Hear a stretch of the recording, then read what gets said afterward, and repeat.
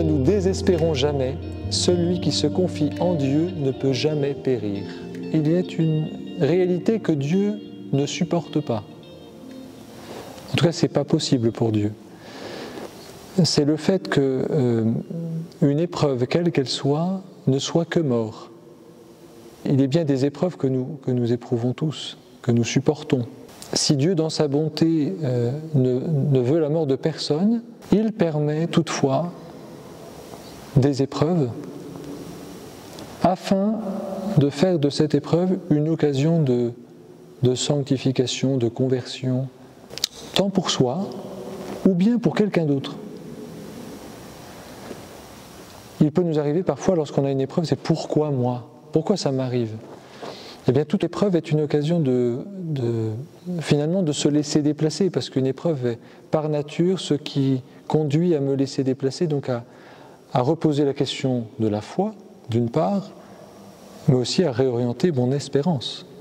Et parce que je suis animé par le fait que, dans sa bonté, Dieu me permet de vivre cette épreuve, il me donne aussi l'occasion de le goûter ou de le connaître davantage.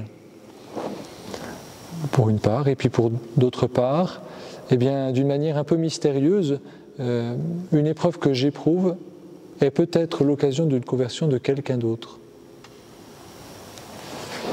C'est l'expérience de la mère du bienheureux Pier Giorgio Frassati. Elle va vivre une certaine conversion le jour de la sépulture de son fils. Jusque-là, traité de feignant, bon à rien, toutes les humiliations possibles à l'égard de son enfant, eh bien, le jour de la sépulture, en voyant une telle quantité de personnes, elle se rend compte que son fils est non seulement quelqu'un, mais un saint. Elle va œuvrer d'ailleurs pour le procès en béatification. Il y a une différence entre savoir que Dieu existe, parce qu'on peut rester très intellectuel sur ce sujet, savoir que Dieu existe. Il est une chose de savoir que Dieu existe, il en est une autre de connaître Dieu. Et tout se joue justement sur cette connaissance de Dieu. L'épreuve, en effet, est traumatisante, arrachante, il y a quelque chose de déchirant, de déstabilisant. Bon. Il y a là un vrai acte de foi, en ayant cette conviction que Dieu ne m'abandonne jamais, jamais. Et donc concrètement, c'est de l'offrir, de lui demander de voir ce qu'il y a à vivre à travers cette épreuve. Qu'est-ce qu'elle m'invite à déplacer en moi ? C'est aussi simple que ça en fait. C'est compliqué en réalité, dans le concret, au quotidien, mais il y a une certaine simplicité.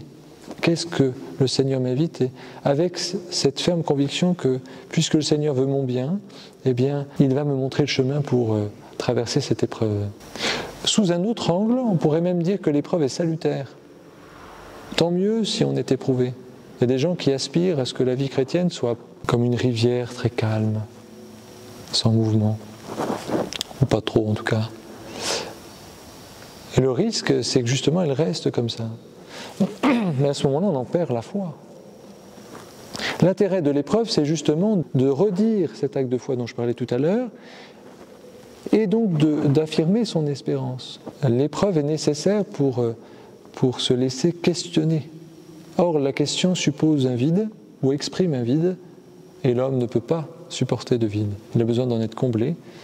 Et puis il y a une chose, c'est que Dieu vient combler ce manque. Le moyen donc, que je me donne pour approfondir cette foi, comprendre, ou en tout cas connaître davantage Dieu à travers aussi la raison. Ce n'est pas qu'une affaire de sentiment. La foi n'est pas un sentiment, c'est une vertu. Nourrir la foi, ça c'est une nécessité concrètement. Ça peut passer quotidiennement ou de manière hebdomadaire par le fait de se laisser instruire. Et parce que je me laisse instruire, alors la connaissance que j'en ai de Dieu me pousse à un peu améliorer cette expérience de foi. Un autre moyen qui est très simple, c'est ce souci d'être particulièrement attentif à ce que je vis. On pourrait être tenté, et ça c'est le propre un peu de la jeunesse, c'est de partir loin pour espérer vivre une expérience extraordinaire, qui change la vie, etc. Le plus exotique se trouve juste à côté de moi. On disait au séminaire que lorsqu'on avait des frères un peu plus jeunes qui avaient le désir d'aller s'occuper des pauvres dans les rues, etc., le supérieur, le recteur nous disait de temps en temps, sachez que peut-être le pauvre que vous aspirez tant à voir, il se trouve à côté de votre chambre. Lui, il ne fait pas de bruit, il ne dit rien, vous ne le verrez peut-être pas.